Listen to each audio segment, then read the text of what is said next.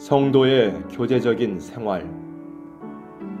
에베소서 4장 25절로 32절 말씀.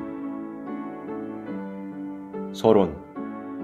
우리는 그리스도의 지체된 성도의 생활을 하면서 교제적인 생활이 있어야 하며, 이를 통해 구속의 날까지 교회가 활동하는 동시에 승리를 이루며 열매를 맺는 성도가 될 것이다.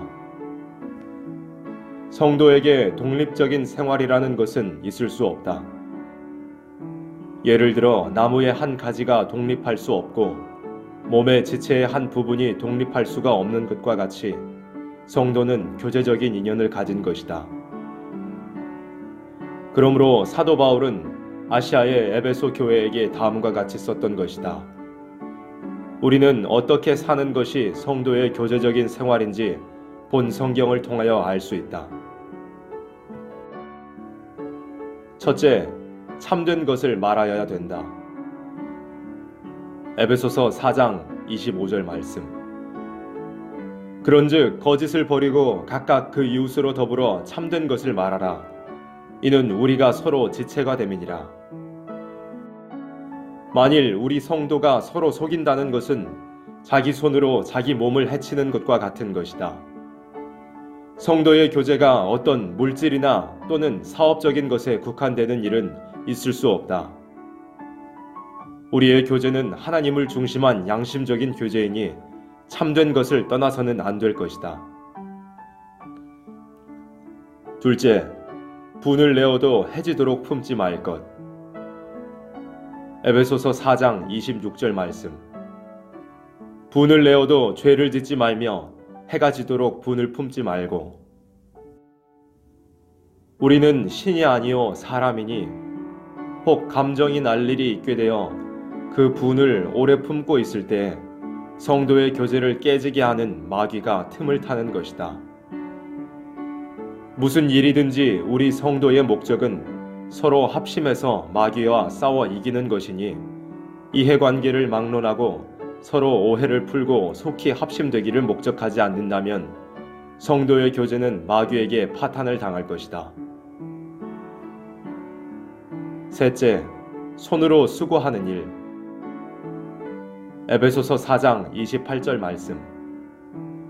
도적질하는 자는 다시 도적질하지 말고 돌이켜 빈궁한 자에게 구제할 것이 있기 위하여 제 손으로 수고하여 선한 일을 하라. 서로 수고하는 봉사 없이 성도의 교제가 있을 수 없다. 만일 어떤 신자가 자기는 일하지 않고 형제의 덕을 보려 한다면 이것은 그리스도의 지체된 정신을 떠났다고 보게 된다. 우리는 천국의 보물을 쌓아두고 생활하는 정신과 각자가 노력하며 남을 돕고자 하는 정신을 가진다면 형제의 교제가 자동적으로 이루어질 것이다. 넷째, 서로 덕을 세우기 위하여 말할 것. 에베소서 4장 29절 말씀. 무릇 더러운 말은 너희 입 밖에도 내지 말고 오직 덕을 세우는 데 소용되는 대로 선한 말을 하여 듣는 자들에게 은혜를 끼치게 하라. 우리가 말할 때에 성도의 위신을 세워지기 위한다면 그것이 곧 자기를 위한 것이다. 만일 형제에게 누명을 씌우는 말을 하기를 좋아한다면 정신병자가 자기 몸을 망치는 것과 같은 행동이다. 우리는 어떻게 하든지 형제에게 은혜가 되도록 해보려는 목적을 가지고 말하는 것이 있어야만 될 것이다. 다섯째, 성신을 근심케 말 것. 에베소서 4장 30절 말씀. 하나님의 성령을 근심하게 하지 말라. 그 안에서 너희가 구속의 날까지 인치심을 받았느니라. 성도의 교제란 성령을 통하여 영적으로 되는 교제니 아무리 서로 육적인 친분을 쌓아도 성령을 근심케 하는 일이 있을 때는 성도의 영적 교제가 이루어질 수 없을 것이다. 우리의 교제는 육에 속한 교제가 아니요 성령에 속한 교제이니 성령을 근심케 하는 자와 사귈 수는 없을 것이다. 여섯째, 서로 불쌍히 보고 용서해 주는 것이다. 에베소서 4장 32절 말씀. 서로 인자하게 하며 불쌍히 여기며 서로 용서하기를 하나님이 그리스도 안에서 너희를 용서하심과 같이 하라. 예를 들어 어느 지체가 괴로울 때 그로 인해 온 몸이 고통을 당하게 되었을 때 전력을 다해 그 지체의 괴로움을 없애보려고 하는 것이 지체된 자의 자동적인 행동이다.